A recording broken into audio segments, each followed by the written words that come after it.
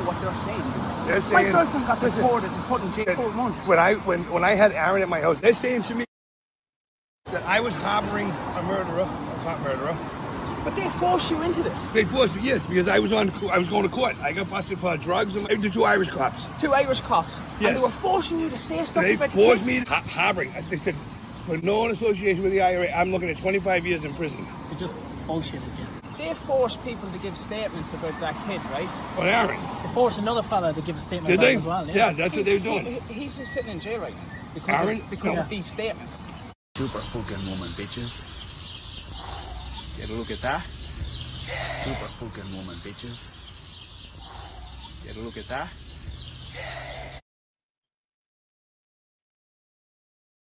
I didn't know nothing anyways. Yeah. No. Because they pretty much read everything to me, and then I had to say, I just signed it. And from there, they had me do it. Now, yes, I got off the charges. I had serious drug charges and everything in my car. No, I know. You were telling me about the pills. Yeah. They were pills. Yeah. Your own pills. Yeah. It's so corrupt. Oh, they're telling me that... Did they frighten you like about jail? Oh, 25 years in jail without my kids. So they frightened the shit out of you? Well, yeah. And you contributing to a kid sitting in jail that's done nothing. You do understand that? Oh, yes, I do. When they told me 25 years, they were going to hold me and everything. You got to do what you got to do, man. And yeah, fucking, but I knew for a fact that there's nothing's going to happen. How did he get you to say that he said he done it? What did they tell you to say he done it? They were just, no, Aaron, I never even said Aaron said it. I told them, I never talked to Aaron about it. Yeah. I asked if Aaron had anything to do with it. They said no. And then they started doing this, and they were like, "Oh, so you heard them in the bar talking?" Yeah, that's what I did. So it was like the Mandela effect. They were trying to convince you to put some thoughts in your head. Yeah, exactly what they were doing, telling me what to basically say telling you what to say without saying "say this." I have very serious questions to answer about Aaron Brady. You will be held to account someday. Not a shred of evidence.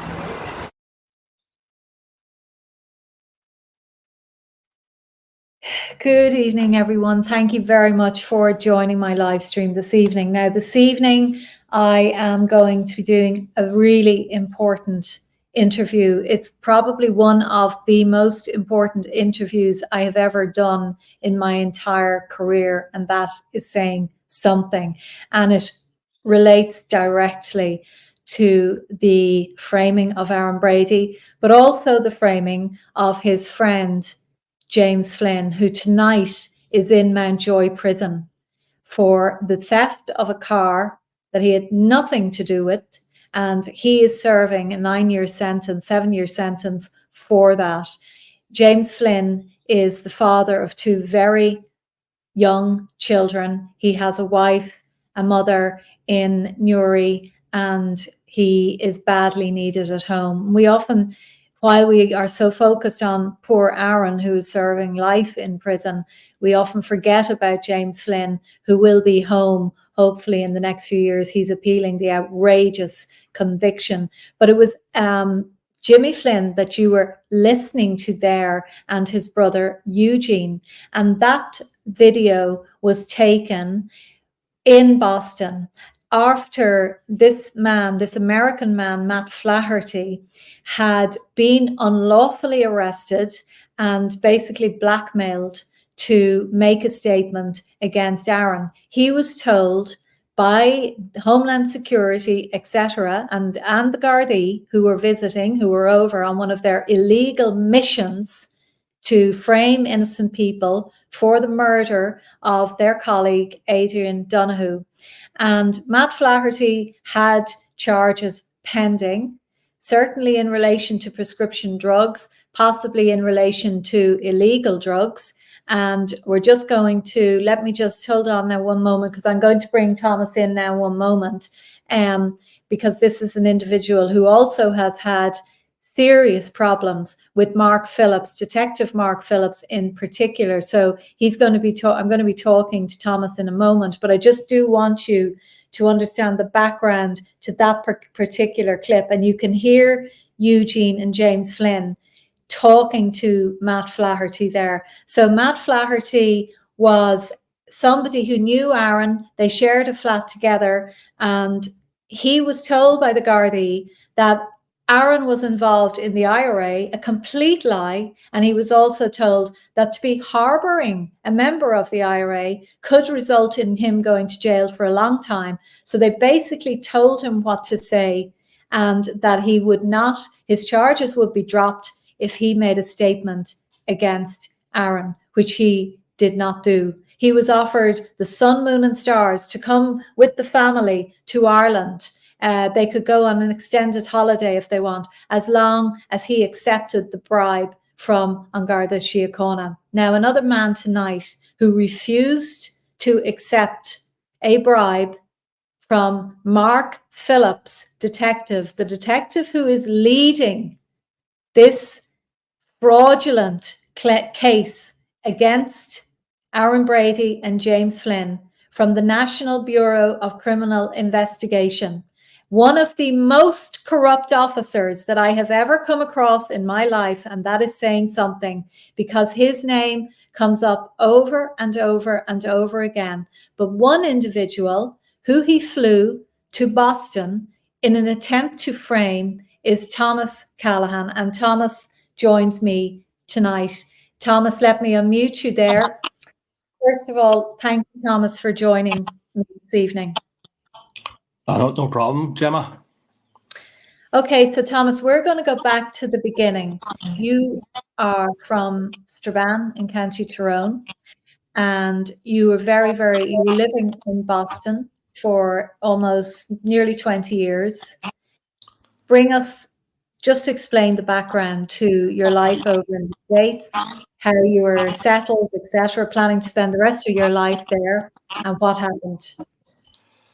So I immigrated in 2001 to Boston. I had friends there, and me and another lad, we went out together, whatever. But so I worked as a joiner, worked pretty local most of the time.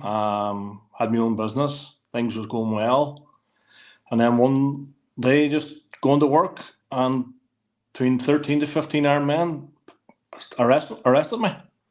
And I just couldn't believe why. I couldn't understand it. I was in shock, and I kept asking, "Why me? What did I do? What did I do?" Because I've just figured I'd done the wrong person. But lo and behold, no, Thomas Callaghan, illegal. Yes, that was me. I was illegal. I was there almost 17 years, and away they took me down to a building in the city, an FBI building, I believe, and that's where I learned my fate. What was for me then was basically the lies from the Guardian in Ireland that I was this involved in the IRA. I was this so-called bad man and all this, and that's why I was picked up. And then basically then when I was picked up, I was asked to say X, Y, and Z, which we know is say this about the two Flynn brothers, Eugene and Jimmy, and at the time, I didn't even like the two guys. But the real reason is that my mum was sick, and I wasn't going to tell any lies. I just wanted to get back, and that's basically what happened. I spent 5 weeks in prison. I want to go through all of that in a bit more detail, Thomas. But so you were extremely successful despite being illegal, like tens of thousands of young Irish people in America who work very hard, never get anything, and are very successful despite being illegal. So you were also, sorry if there's feedback, you were also very involved with the GAA. You were chairman of the... Yeah, around that time I was chairman of Ian McAnespy's, and that's what linked me to Eugene and Jimmy. Was they were also involved with the football club, and that was my only ties to the two guys who we were deemed suspects, or these rumors going around that these were involved in this. But that was only that was my connection with those two guys. So that's what they pinned me on. So the fact that I came from Strabane, a Republican area, and then the fact that I was involved with this football club with them, that's what they tied. That's why I was hauled in. That was basically it.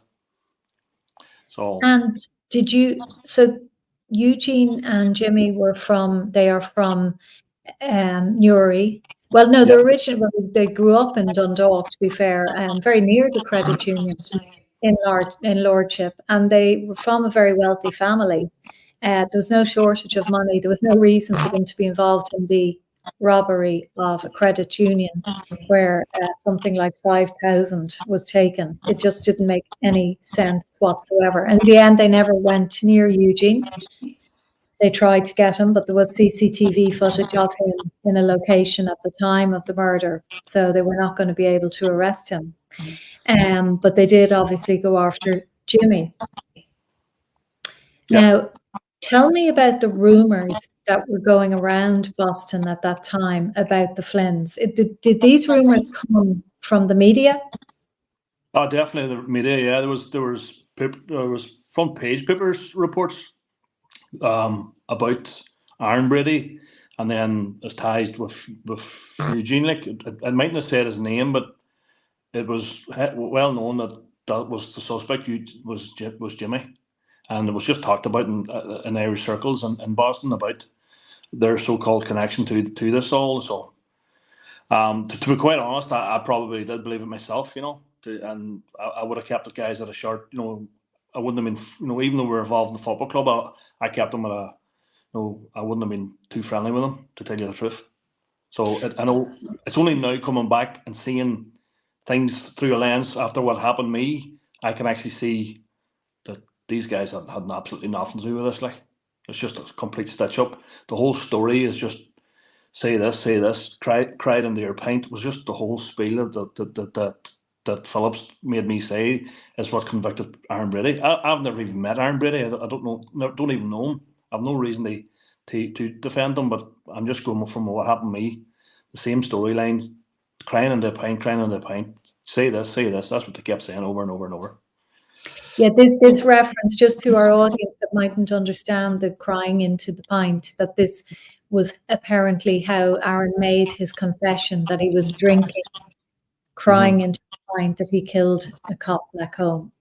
And so they wanted everyone that they could blackmail to just say that, and then they could get their green card and everything would be fine. Yeah, that's exactly what they offered me, was a green card. And I honestly didn't think they were capable of that, but I've now since come to show that the lead witness, that's what he got, like, was a green card for saying such line, the exact same line.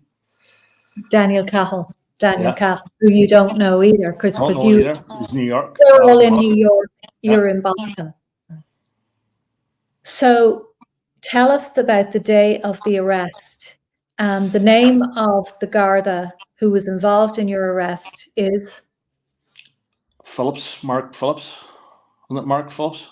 Yes, and this is the individual who this week and last week was back in court trying to destroy Aaron's chances of a fair appeal because he's desperate. But is this the man here on the right that illegally? Yeah, he's tall. He's at least 6'4", if not taller. Tall. I remember him. I'll never forget him. Describe in detail the interview that you had with him. So I was brought to that building. I'm nearly sure it's an FBI building. As I say, it was a joint task force that arrested me between FBI and Homeland Security. It's 13 to 15 armed men. Anyway, brought me into that building, and basically then I just kept asking what happened, why am I here? And then they says, aren't you illegal? And then this is when the Cascade guy came. He was Homeland Security.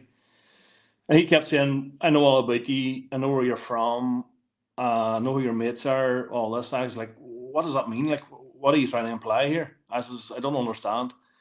And he kept going on. And I had a good friend of mine that was murdered in Dublin, and I kept thinking, is this in relation to that? And I asked him that, and he says, yeah, what do you know? I says, I don't know anything. I'm here, and I have one at home.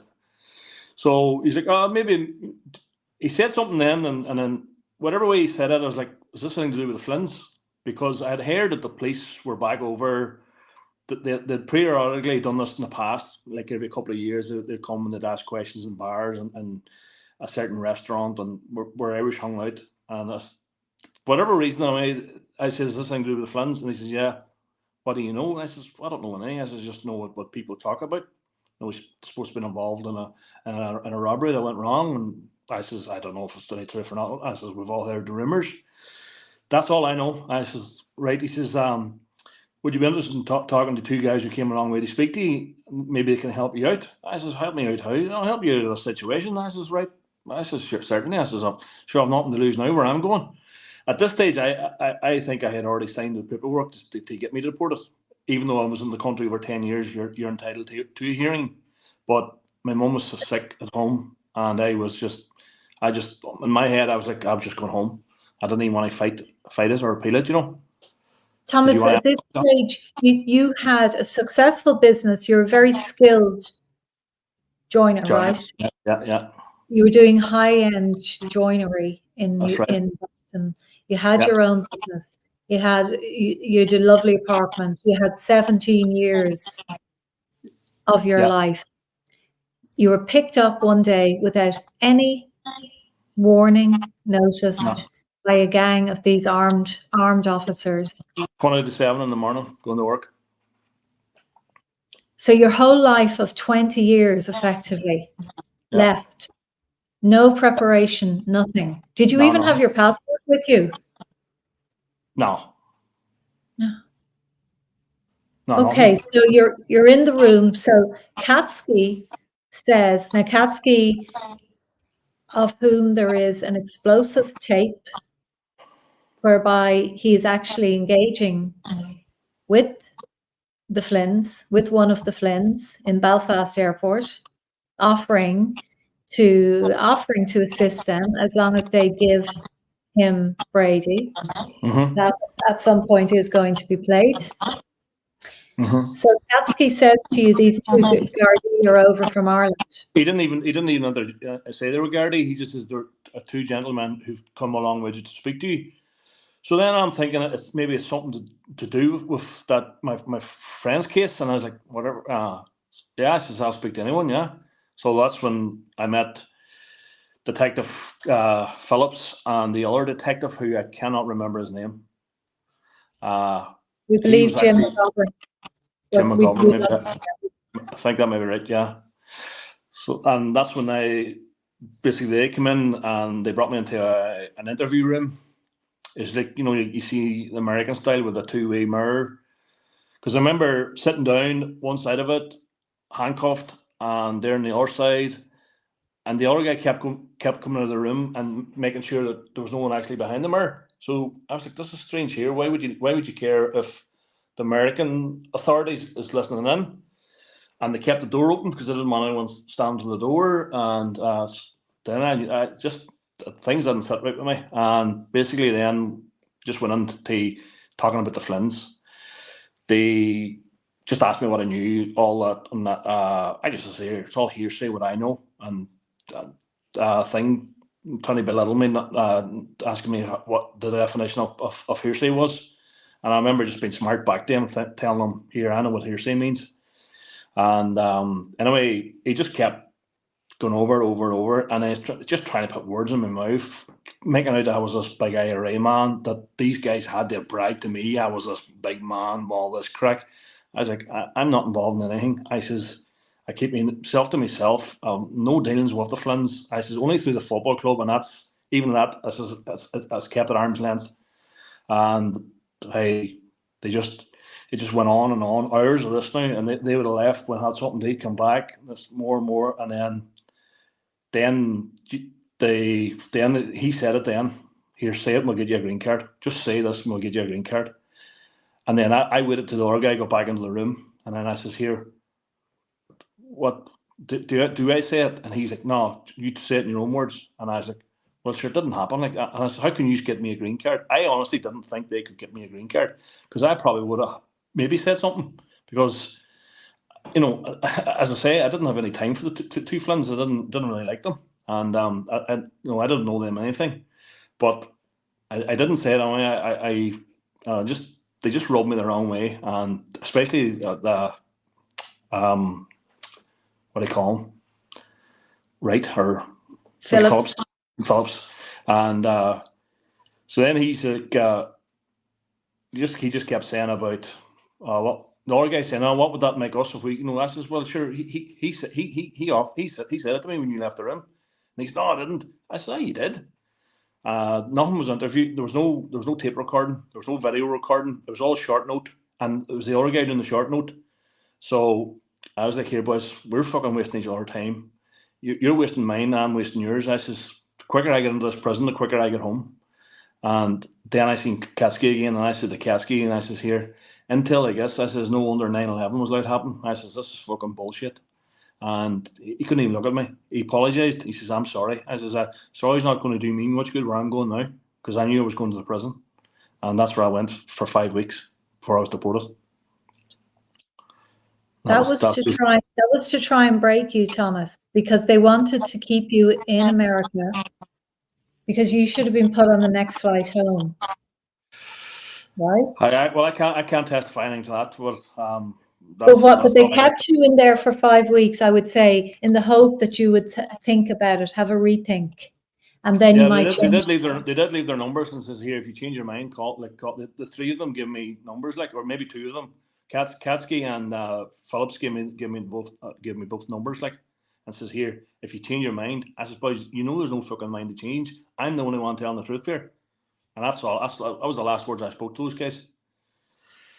And in fact, when I got home, then I was depressed. I was in a bad way. I'd lost everything. You know what I mean? My whole life. I was antidepressants, you name it. Back living with my mum after 17 years independence, you know what I mean? And I remember one day and just pulling out the number, and I just rang him. I rang Katsky, and I says, he says, who's this? And I says, Thomas. Says, you not remember me? I'm the guy that, you sent home after 17 years in America. I says, for what? And he's like, oh, I can't really speak to you right now. And I says, well, why not? I says, oh, I'm in a corridor, or I'm in a hallway or something like this, he said. And I says, if you told me to call you anytime, sure.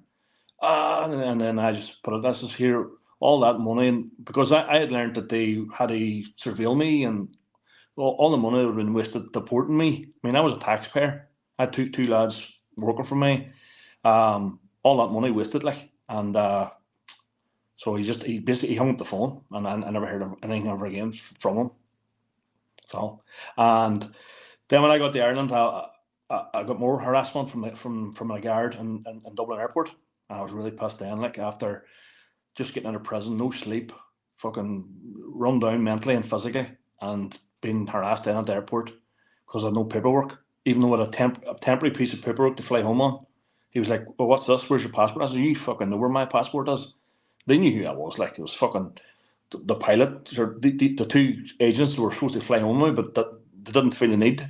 There's no. They told the pilot there's not going to be no problem. This man, he's mad to get home, and they want to know who was picking me up and phone numbers of them and all this crack, just pure harassment, and anyway.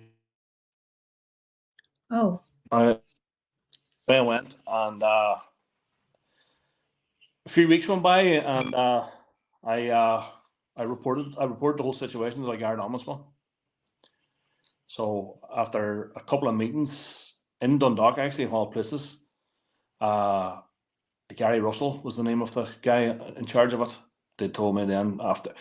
It was actually, coincidentally, it ran alongside Aaron's case, which I didn't really know anything about. But as soon as he was convicted, then I was told there's no case to answer for. So that's basically what happened. Then I was going to go to the papers, and I had reached out to a journalist.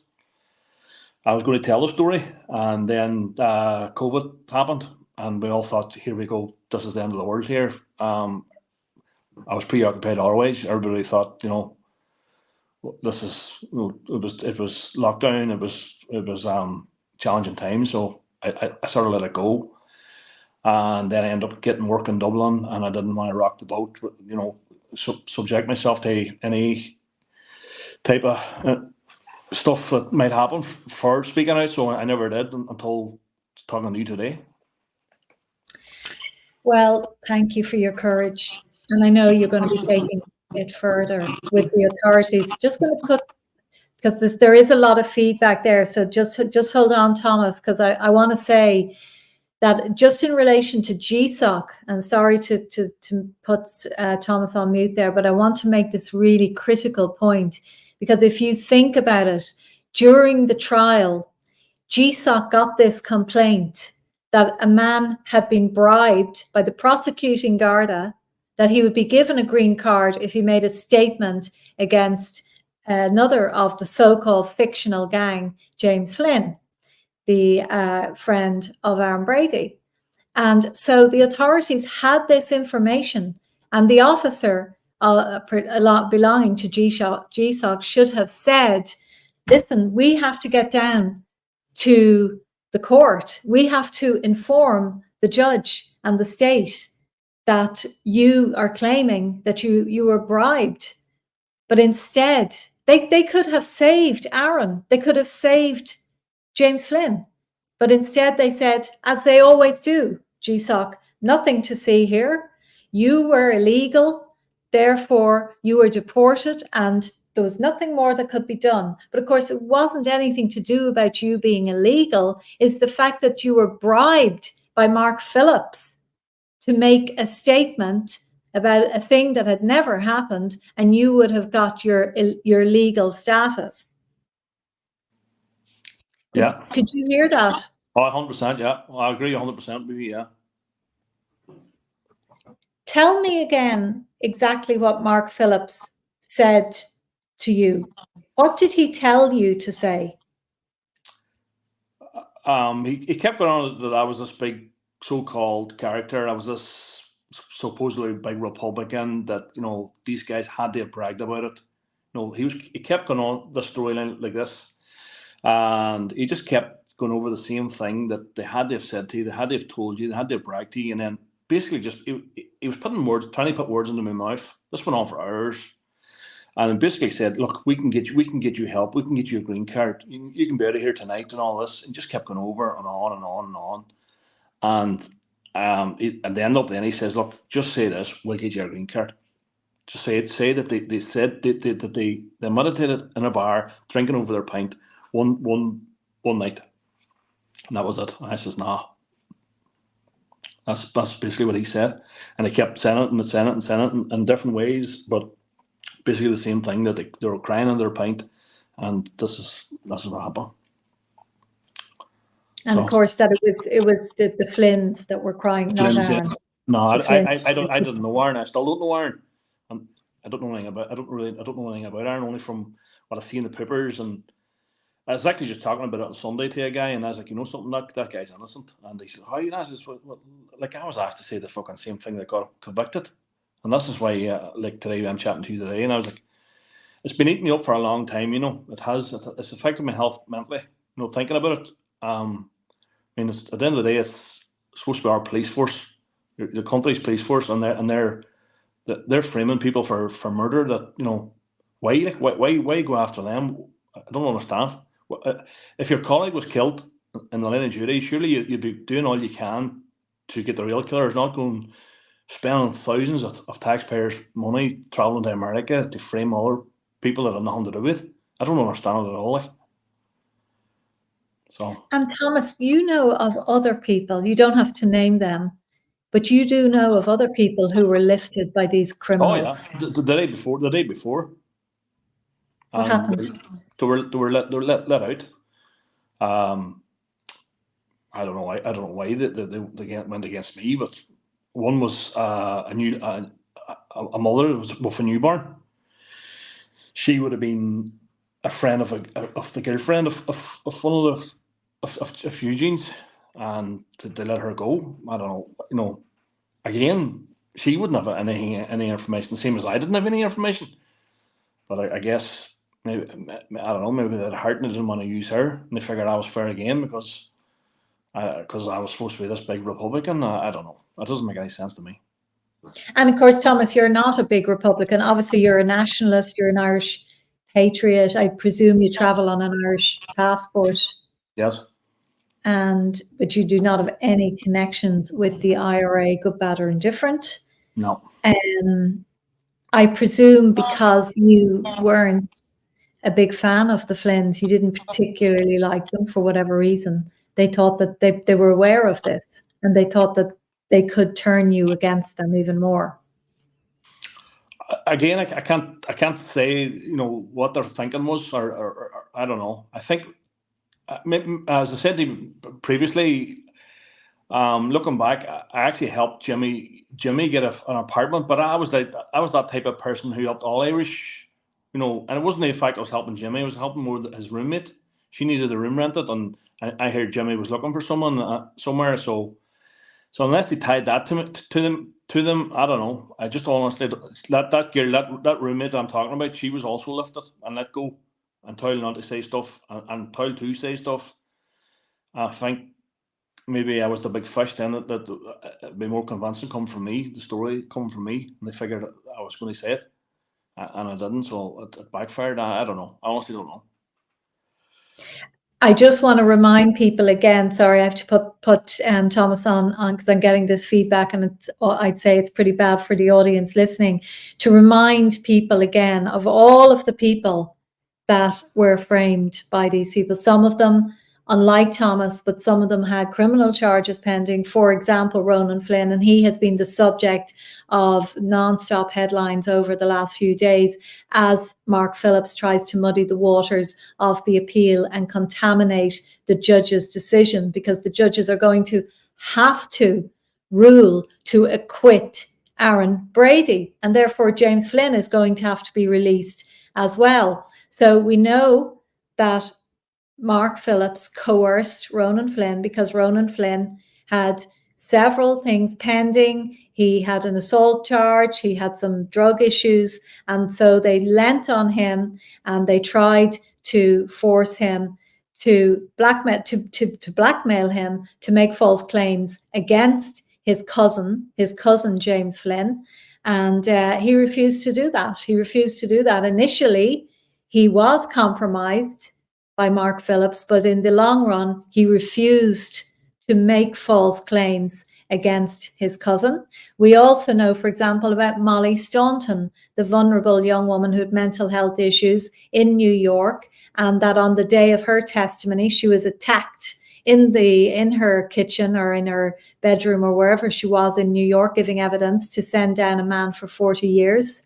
And it was Mark Phillips who was liaising with her, and we believe that he was communicating with her on her screen and also by telephone, because when she was attacked that time and told to tell them what she effing had to tell them, when she was coerced during her testimony, physically assaulted by a man, Mark Phillips was running in and out of the courtroom. I think he had 2 phones on the go. So he was coordinating the coercion and blackmailing of that woman. We know he was involved with Daniel Cahill. We know that he was involved with Christopher Morton, Anthony Maguire, and all of these other people who were given incentives to frame Aaron Brady and or James Flynn. So Mark Phillips has been involved with so many young Irish Americans to try to destroy their lives, Irish people mostly. Some of them were Irish Americans, mostly Irish, who were living in the States,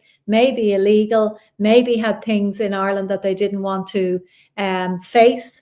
And this was the strategy that was used, completely unlawful, completely criminal, in order to frame people for the murder of his own colleague, Adrian Donahue. What do you have to say about all of that, Thomas? It is shocking stuff, in fairness now. Your so-called police force going to such lengths to what are they covering up? It's mind-blowing, like, it really is mind-blowing. Who are they covering up for? What are they covering up? At the end of the day, there's families grieving here. And then there's the Flynns, and there's Brady's, they're missing their son, their brother, their sister, it's terrible. I don't know. It's that's what I'm saying. It has eaten me up, and that's why I've decided now to no. I've no reason to tell any lies here. I'm telling 100% truth. I was asked to say this, the same storyline that convicted a man for murder. I was asked to say, so I'm now saying it as telling the truth. So that's all I can say. It's about time the truth was told. Not a lot of things, and these people should be held to account. And let me tell you, did any member of the Brady family ever intimidate you? No one ever tried to intimidate me.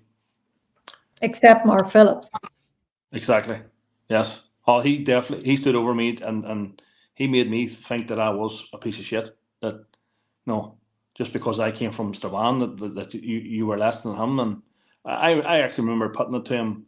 You're from Dublin. I'm sure you grew up with guys who are involved now with drugs. I says, does that make you a druggie? No, just because I come from a nationalist area. He didn't have any reply to that. Like, Well, obviously, you have been treated abysmally as well. You lost your career, you lost your life in America.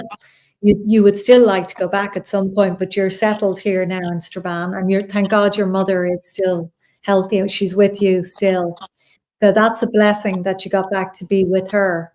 yeah, But you chose to be blackmailed. I mean, you could have said, okay, this is what I've heard, and they would have brought you into court by video link. yeah, And even that's mind blowing. How anyone can send a man away for 40 years over a video link. That's terrible. Like in this day and age, I know it was during COVID, but still, like you're always told you have to go to court, and it's terrible what's happened now. and when you decided to go to GSOC, you met the officer, Gary Russell, right? I believe it was Gary Was Russell. I believe he was the guy who was over it. I'm not sure if all I know is he was English, but any email I have, it's Gary Russell's on the letterhead and on the email. So I presume that's Gary Russell. It's been 5 years now. I'm home now, just over 5 years. So it's not really fresh in my mind, and it's something I try to forget too. So, but no, I had 2 meetings in Dundalk of all places, believe it or not, and it was just stringing along until, as I say, it just so happened to be Aaron's trial was on at the same time, and as soon as he got the 40 years, I got notification there's no case to answer for, which made no. How could it take a year to come to that conclusion? Either there was a case to answer for or there wasn't. I mean, I'd still be in America today if it wasn't for that detective telling Homeland Security I was a terrorist, pick him up, and then when I was picked up, here, say this, and we'll get your green card. If that, and my only connection to them was through a football club. So it's mind-blowing stuff. It really is. Tell me again about those 5 weeks, because you really suffered during that time. You were put into holding prison. as a immigration, it was a maximum security prison, but it's a separate wing of immigration, which is actually worse. People think, oh, you're in immigration, but it's better. It's not. You don't have any rights like the rest of prisoners. You're still in a prison. You're locked down 24/7. You get out 55 minutes once a week for indoor soccer. That was it. Your lips were cracking from the heat, skin drying up. The showers were disgusting, fleas. I got a staph infection. Subject to racism, believe it or not, because for 3 weeks I was the only white guy in there. So you can imagine. There was a black guy in the cell who thought I was undercover agent to put in there to find out where he was from, because it was coming up the time where he was either let out or deported, and they didn't know where to deport him to. They knew he was illegal, but didn't know where he was from. And me just fucking needing someone to chat to, he was the only one with had proper English, and he's like, this guy's a spy. Like it was rough. They keep you for $100 a day, where they actually make money on that, and you're just fed slop, and just that's shocking. Hey, you've TV 2 or 3 times a day for like an hour, and basically it's either watch Spanish stuff or don't watch TV. The books were all in Spanish. You're in there you're in there as a Mexican, even though you're not a Mexican, so you don't have anyone to speak to. It's it was tough. Now it would put you off going back to America, knowing if you were lifted again, you'd be in there for even longer. But there was no justification for keeping you that long. I think it must have been just in the hope that you would say, "No, I want to go back to my life in America." you know, again, I don't know. I can't you answer don't. that. But, Tell me about the trip that you had in the police van or in the prison van and those events that happened. that was an ordeal. That was the first time I ever had a panic attack. I remember just lifting my feet up for it was actually a woman sheriff, and she was to put shackles on me. And I just been politeness. You don't want to see a woman bend over too far, so I lifted my legs up, and then came the next guy. They didn't put their legs up, so I was like, "Fuck off, here we go." So we're all shackled together, and you go, and she just drove like a mad woman. Hey, she was swerving and slamming on the brakes, and we were rocking. There's no seat belts, there's no nothing. You're just crammed together. And I remember thinking, Jesus, this keeps up, I'm going to get sick. I'm a bad traveler at the best times, and I was like, oh fuck! If I get sick now, I'm going to get sick all over these guys. The guy beside me was like a Mexican with one eye, tattooed, bad looking dude. I was like, Christ, if I get sick of these guys, they'll kill me. And I just remember having a panic attack, thinking, fuck, I can't get sick. But finally it passed on me. So that was in my mind the whole time, was being stuck back in one of those things that I actually went to the airport. But thankfully, I was only on the short distance, and I got a car ride, and that's where I actually learned a bit of my fate, just from chatting to the two guys who were supposed to take me home. And he was someone told me more than I actually knew from the previous 5 weeks. And that was, he actually said to me, he says, Thomas, in the 20, this is the work. Oh, he'll be back in here now. Okay. Can you hear me? Yep. He just said to me, in the 21 years I'm doing this job, this is the worst case I've ever seen where someone's getting fucked over. Like, we're not supposed to be deporting guys like you, taxpayers, people who create employment and haven't done anything wrong. And I says, he told me that the Irish authorities told them I was this terrorist, and that's why I was picked up. And then when I was picked up, then they put the squeeze on me to say that. And that's why there were so many armed men that came to arrest me. I was like, I figured something was amiss. So he was really nice. He actually gave me his phone and everything to call me mum. So when I was at the airport, I called my mum from his mobile.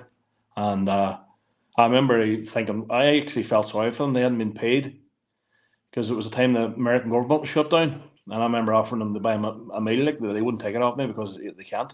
But he was real nice. Like, I was thankful to him.